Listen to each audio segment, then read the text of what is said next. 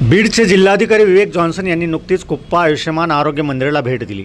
या ठिकाणी असलेल्या विविध वैद्यकीय सुविधांची त्यांनी संबंधितांकडून माहिती घेतली। आयुष्यमान आरोग्य मंदिर परिसरात त्यांनी वृक्षारोपणही केले। या ठिकाणचे वैद्यकीय अधिकारी डॉक्टर मारुती लगड यांनी जिल्हाधिकारी यांचे पुष्पगुच्छ देऊन यथोचित स्वागत केले। गावकऱ्यांनी या ठिकाणचे आरोग्य मंदिर अतिशय जीर्ण धोकादायक झाले असून नवीन इमारत उभारण्यासाठी आग्रह धरला।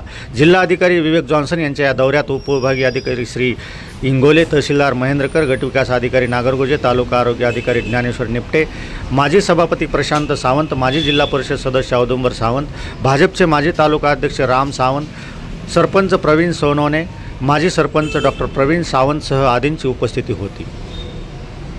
आपण वडोणी तालुका एक विशेष भेट दिली। विविध गावांसाठी देखील आपण पाहणी केली पिकांच्या याच्या संदर्भात आणि प्लस PSCला एक या ठिकाणी भेट दिली। काय सांगाल, कसं आहे आपण? आता तुम्हाला सुद्धा माहिती आहे की वडवणी तालुके आकांक्षित तालुका म्हणून सांगतात, आपण स्पेशल ब्लॉक आहे। तो त्या अंतर्गत आता मी 2 गावामध्ये भेट दिलेला आहे, रुई आणि कुपा। तर रुईमध्ये आपण रेशीम शेतकरीच्या सोबत संवाद केला होता आणि पूर्ण वडवणीमध्ये रेशीम शेतीचं प्रमाण कसे वाढवू शकतो, तुती लागवडचे प्रमाण कसे वाढवू शकतो त्यामध्ये आपण चर्चा केलं होता। तुम्हाला सुद्धा माहिती आहे की रेशीममध्ये मागच्या दुसरा शेतीपेक्षा जास्त त्याचा नफा असतात, उत्पन्न असतात।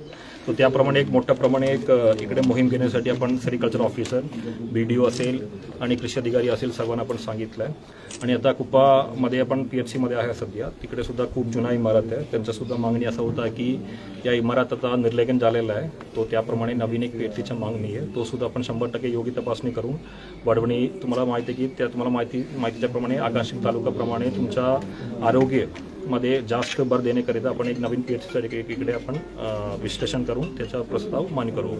काही शेतकऱ्यांनी आता मागण्या केल्या त्याच्या संदर्भातले आता बरेचशा बंधाऱ्यासाठी एक विषय होता, त्यामध्ये मी तसे सांगितलं होतं त्यांच्या तिकडे ब्रिड्ज वगैरे आहे, फक्त गेटची एक अडचणी आहे।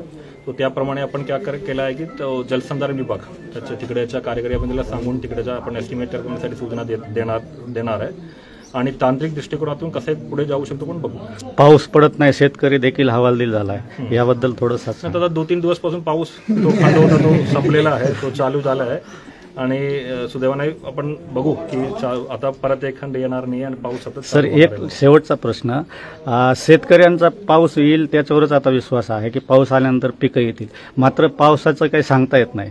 पण काय होतं, ग्रामीण भागातला शेतकरी तहसीलमध्ये विविध आपल्या मागण्या घेऊन जातो, पीक आलं नाही, ते पीक विम्याचा प्रश्न असेल, त्या संदर्भात आपण तहसीलदारांनाही थोडं आपण ऑलरेडी मी माझ्या स्तरावर सुद्धा जनता दरबार चालू केलेला आहे। मी आठवड्यामध्ये 3 दिवस सुद्धा 2 तास बसतात लोकांना ऐकून घेण्यासाठी आणि त्याप्रमाणे आपण सर्व तहसीलदार आणि सर्व SDO सर्वांना आपण आठवड्यामध्ये 2 दिवस आपण गुरुवार आणि मंगळवार हे दोन्ही दिवस आपण बसण्यासाठी सूचना दिलेल्या आहे। ते 2 तास बसतात आणि बसून सर्वांच्या मागण्या ऐकून घेतात, त्रास दूर करण्याचा प्रयत्न करतात आणि त्यांच्या पूर्ण कंप्लेंट्स असेल, त्यांचा सुझाव असेल, हे पूर्ण आपण नोंदणी करून ठेवून त्यामध्ये पुढच्या प्रक्रिया सुद्धा करतात। त्यामुळे प्रशासन आणि नागरिकचा जो गॅप तुम्हाला वाटत आहे तो अजून पुढे अजिबात राहणार नाहीये। प्रशासन आणि नागरिक सोबत काम करायचं। Thank you sir.